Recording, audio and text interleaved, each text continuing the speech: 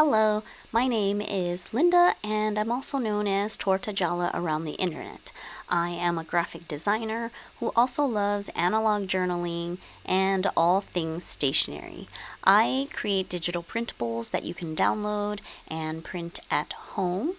And so you can visit my blog, tortagialla.com, and download loads of freebies. I've been posting for years, so there's a pretty big archive that you can download and play with. And of course, I have even more exclusive printables that I post on my Ko-fi feed if you are a supporter or member there. So today I'm doing a flip through of this Moleskine pocket journal. It's actually an old weekly pocket planner. I bought it discounted because it was like years old, and it was simply because I wanted the pocket size, and I'm just using it as a creative journal. So most of the times I actually have like very themed journals, like a journal for memory keeping specifically about my kids, or a journal that is for quotes, a journal that is for documenting media. But in all instances, I also usually have what I call like a personal journal or like an everything journal. And this is in the category of like the everything creative journal. I use a lot of printables and ephemera, so I'm always collaging over and pasting over the pages. And so the fact that this was an old like planner with dates and stuff, I thought it would be fine because I'm pasting over most of the pages anyways. And it was okay at first, but after a while I did find it to be slightly annoying, because obviously to cover, the print dates and things like that on the pages, I would have to, paste something on. So you can see I'm using a lot of like magazine pages or printable papers and patterns and things to sort of like create my background before doing whatever it is I wanted to do on top, whether it is I'm using stickers or ephemera or writing something.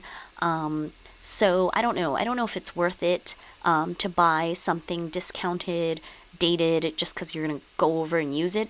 I guess it really depends on your journaling style. Like, are you going to cover everything up anyways, or is that going to bother you? And it's mostly because the regular price of these pocket journals, they're quite pricey. Obviously, this is the Moleskine brand. So here in Italy, I mean, it will cost well over 10 euro for a pocket notebook. And it's not enough pages for like a year. It's not a year-long notebook. And so I don't know.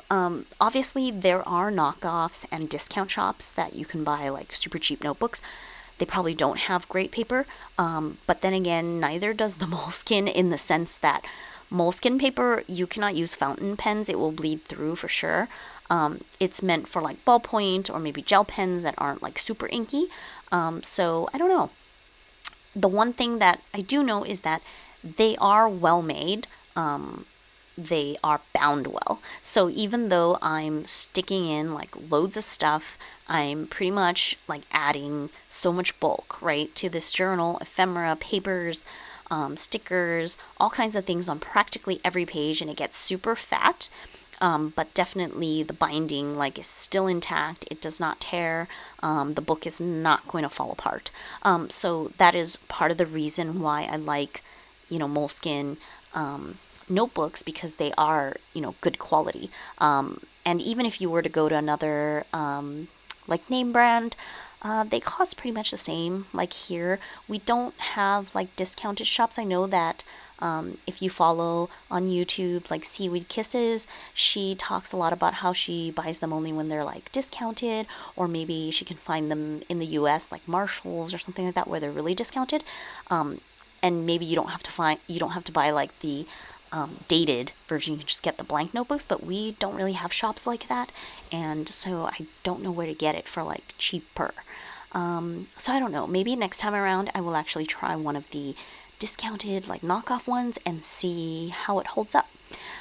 So you can see as I've been flipping through these pages, they are very random. Sometimes they're like fully collaged pages, But other times they're just like some random everyday ephemera and writing on the right hand side, or like whatever scrap printable paper that I had to cover up the left side like weekly planner part, and then I'm journaling on the right side that has the lines. But I also have pictures, so it's like it's not really memory keeping, it's just maybe, I don't know, a picture that didn't fit into my actual memory keeping, which is a Hobonichi cousin. And I also put in like packaging stickers. I write down my thoughts, but I also write down quotes or like snippets of things that I'm reading, or something that I hear, or something that I have read online or social. It could be from anywhere. So it's just anything and everything in this creative journal. It's a big mishmash. There's basically no rules. And I have found over time that even though I really do love themed journals, because it's something that, after a certain amount of time, like when you have a lot of entries in a themed journal, it's so satisfying to flip through and be like, okay, this journal is about all the books I read, or like all the movies, or this journal is the chronology of like the memory keeping documentation of this one year. It is very satisfying. But at the same time, I have learned that I need another space that has no rules and no need to like be quote unquote organized. Because I know right now, especially on YouTube, maybe the algorithm is just feeding me that so many people are talking about their commonplace books. And commonplace books are, I guess it's sort of like this, where you are writing quotes or notes, or something, that caught your eye or interest in your day.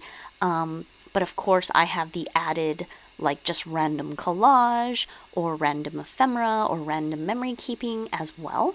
But the thing about commonplace books is that it's supposed to be a log that like you go back to. So a lot of people are talking about how they categorize it or label it or organize it in such a way that they are able to reference the information that they've collected. But I don't do that. Mine is just random. It's almost like, instead of doing random notes or random things on scrap pieces of paper, you're doing it in a pocket notebook. And obviously I know I'm going to keep it, but yeah, it's just really random. Like you can see there was like an Amazon label, there was writing, there's washi tape, like just swatching maybe new washi tapes that I got, or cutting out some printable and sticking it in, taking notes, or I saw a quote about something and I wanted to write it down. And sometimes, like I said, it's just very random. It doesn't always make sense. It's not always themed. The collage doesn't always necessarily, like, it's not always an expression of what was written on that page either, even though these are like spreads. You can see that I fell into a certain way of collaging, but okay, here is a spread that is much more, I guess you can say, designed, because it's like a full spread, and I actually spent, a fair amount of time in terms of like choosing, okay, I want this paper, I want that paper, because I had this "you are my plot twist" like sort of quote in my head, and I just wanted to express it somehow, and there's like the washi tape, just all the things, and like collaging specifically around this idea. So this is like what I would consider a more like quote unquote design page, even though it's like nothing, special. But most of the times it's really just like a pattern piece of paper on the left side because I'm covering the planner part, and then whatever I wanted to note on the right side, which could be like, oh, that postcard's cool, so I'm going to cut it out and add it in, or I saw this cool post, or I saw this cool quote, or I just learned this new term and it means these 3 things and I wanted to write it down. There's some like pen testing here, just random, scribbles and things. So it's really a big mix. And here's another page that is more like a full spread, sort of collage-y style. But also note that I did not do this in like linear order, like from left to right, like first page to last page. Sometimes I would just throw it open to some random page, stick something in because I wanted to stick it in. And sometimes I was like, okay, I just want to cover the left-hand side, so I'm going to put in all these printable papers that I happen to have on hand, and then I'm filling in like the writing later. And sometimes I would skip a page because I would be like, oh, I want to write down this quote, but it really like in my mind clashes with like the paper that's already on the page, so I would skip to another page. So it's definitely, it wasn't done in linear order, but right now I do have all the pages filled, so I would consider this pocket journal done. And you can see it is really chunky, but like the elastic is still fine. Obviously it's like very, you know, bursting looking, but it is not breaking in any way. The binding is secure. Pages are not going to fall out. This like journal booklet itself is not going to break apart. And that's what I mean by like quality, mostly because I always paste so many things in, as opposed to someone who might only be using a journal for like writing, and there is less possibility that you would like break apart a journal if you're only just like writing in it. And just for comparison's sake, like if you know traveler's notebooks, and many of the traveler's notebooks, the inserts that you use are actually just stapled, right? And there aren't that many pages, but in those inserts, if I collage like sort of in this way, especially with these like full page collages on every single page or every other page of an insert, the traveler's notebook inserts will start ripping apart, because they're only held together with like two staples. It just doesn't take well to bulking up that much, especially if you're going like across the middle, you know, foldy part. I don't know, I just think it doesn't hold up as much, whereas a bound notebook like this definitely holds up better. And I haven't had any problems using the Moleskine brand. But again, yeah, it is a higher cost for, you know, for just like a paper base, right? Because I'm not really using the paper, like it's not special paper for like fountain pen inks or something, you know, watercolor paper that you're gonna like paint on. It really is just like plain, you know, whatever paper. But so you can see I'm just showing like the randomness, like about how I printed out this, like I think I saw it on Instagram, and it's Paul Rudd, like, you know, he had a quote about grief, and it just hit me, so I printed that out. This is like the full like 2-page kind of spread sort of collage. So, you know, that is just my finished Moleskine.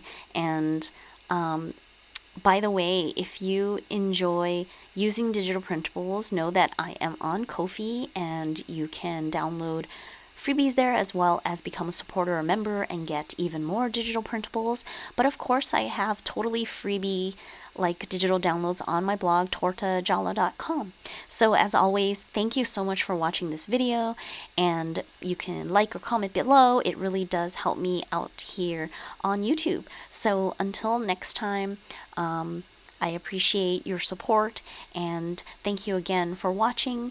I will be back with more videos sharing old journals and pages as well, because I realized that I've been sort of trying to do cleaning and organization, and there are so many journals from all the years past, and it's actually pretty interesting to go back and reflect on some of the pages and journals that we have done. So I definitely encourage you, if you're a journaler, to go back and look at your old things. Even if you're not a journaler, you have old planners, old notebooks and things. When you look back, there really is something to be learned from like your own past work.